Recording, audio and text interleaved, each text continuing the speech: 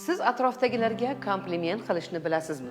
Juda ham ko'p insonlar aynan mana shu kommunikatsiya siridan foydalanmaydilar.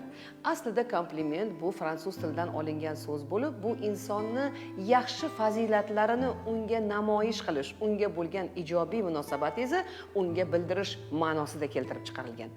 Afsuski, komplimentlar hozirgi kunda bu ikkiyuzlamachilik, laganbardorlik kabi salbiy hislatlar bilan adashtiriladi. Kompliment qilish aslida aqlli, tarbiyali, sotsial darajasi yuqori insonlarga xos fazilat.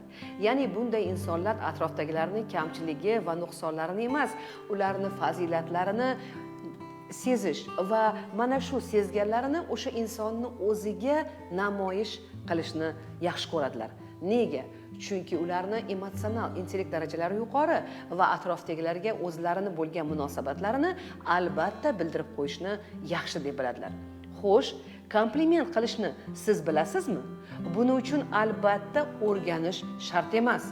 Bugundan boshlab o'zingizda mana shu ajoyib fazilatni shakllantirishni boshlang. Eng avvalo yoningizdagilardan boshlashingiz mumkin.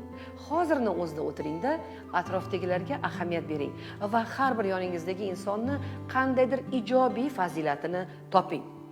Ishontirib aytaman, har bir insonda siz maqtasangiz arzigulik fazilat topasiz.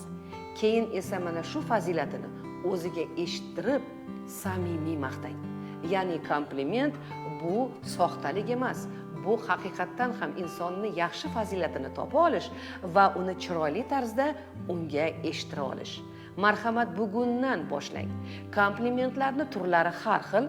Agar sizga bu mavzu qiziq bo'lsa, menga plus qoldiring va ikkinchi videoni men kompliment turlari haqida sizlarga olib beraman.